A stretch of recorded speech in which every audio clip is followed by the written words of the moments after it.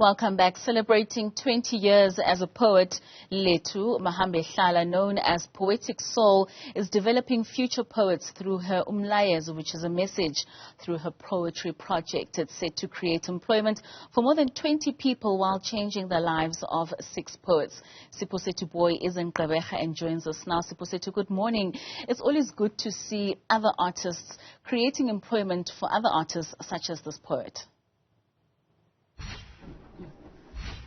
That's correct, Katlego. And, you know, the arts department, or rather the arts sector, especially in Gqeberha, faces a lot of challenges with many of the artists whom I spoke to just earlier on today, claiming that sometimes it's easier when there are more projects and also just festivals being set up for artists, you know, just for them to also gain traction and also to create a momentum for them. And it makes it so easy for them to also give back to the younger generation of artists or other upcoming artists, because when you have been given, or rather been equipped much, it's easier for you to also just give back to the generation that follows after you. And of course, it is 2023, a year of many promises, a year where many young people still plan on doing what they're more passionate about, more than rather following job opportunities or rather careers that seeks to, you know, give a solid financial abundance for them and their families, but rather following into the footsteps of what they're really passionate about doing. And joining me now is Lelethu Mahambehlala, who is an LLB law graduate. I stand to be corrected, but look at her now. She is a poet. Sister Lelethu, take us through who Lelethu is and when this love and this passion for poetic writing and also for the arts sector started for you. Hi. Well, I'm a person who differentiates a lot between Lelethu and PoeticSoul. So Lelethu is just a girl who's not that interesting, just trying to make life work. But PoeticSoul is the girl who is searching, constantly searching for love in the right places, for excitement, for stories to tell about her people, celebrating her people. I believe every single word that I write is like a kiss to the heart of a person. So I started writing, I don't even remember, but I know that this year I'm turning 20 since I've been on stage as PoeticSoul. Started performing in 2003 at Urban Connection, which was in Parliament Street, underground, and I somehow, with God's grace, managed to get it up to a point where I can do it full time, in spite of the fact that I did, you correctly stated, study for an LLB degree, and started working at the Human Rights Commission, moved from there to work for the state attorney, and then decided, I'd rather, be who I am at all times. And I started moving towards a direction of performing my poetry and showcasing what I really, really love. Please talk to us about this new project that you have started with many of your friends in the industry, with the Umyalezo message. Take us through that, and also just the different themes that all these upcoming and hopeful artists can write according to which theme. Umyalezo Poetry Project is a passion project of mine.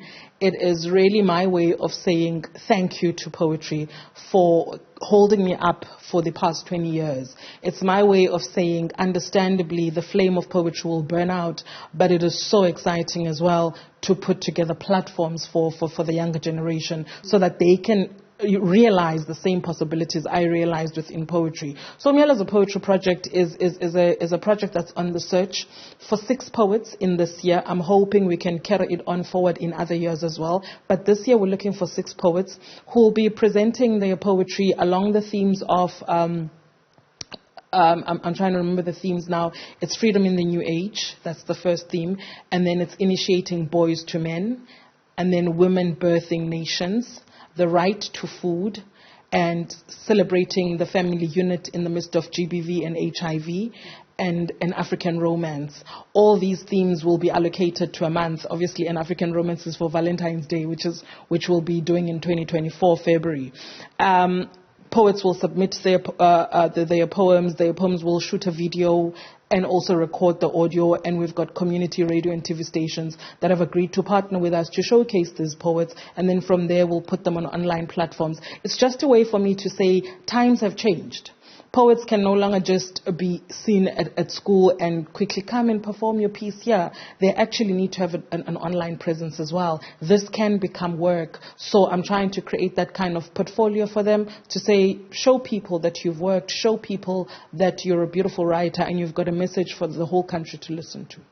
You know what, Sissy, everyone goes through many difficulties and also challenges, especially when you are following what you're passionate about. Mm-hmm. Take us through some of the challenges you went through and you understand as far as artists are concerned, and also the struggles that artists and poets and writers go through, especially at this day and age, and also what support systems that were in place for you that actually driven you, or rather motivated you to become Lelethu, who's known now as PoeticSoul. Mm-hmm.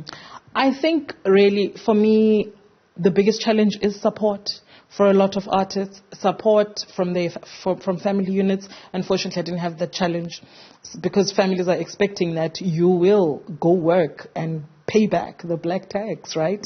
And secondly, support from the powers that be, because the arts is not an easy space to break into. It's also one of the lowest funded, and the little bit of funding that is there sometimes doesn't trickle down properly to the right people so that they can, activate their careers. So I think that's the biggest challenge that I could highlight. Support, dedication from people that have the ability to open doors, to actually really opening those doors. Because if we are linked to a department like Sports, Arts and Culture, if we are linked to a department locally, Sports, Recreation, Arts and Culture with municipalities, service delivery is actually creating those platforms and creating developmental opportunities for artists locally so that they can grow and break ground nationally as well. So, I would say thus far, you see some changes happening. This very project we're talking about is supported by the Presidential Economic Stimulus Project under the NEC and the Department of Sports, Arts and Culture. So those developments, some people say COVID was very bad, but COVID gave us PSP, and we're grateful that we're still trying to recover from that. We're grateful that we're moving along.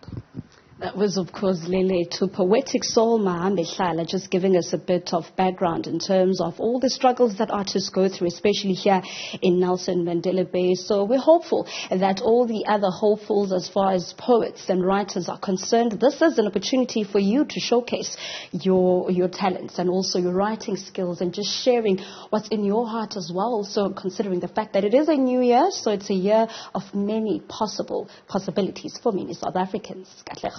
It certainly is. Thank you for that, Siphosethu Booi, our reporter out in Gqeberha.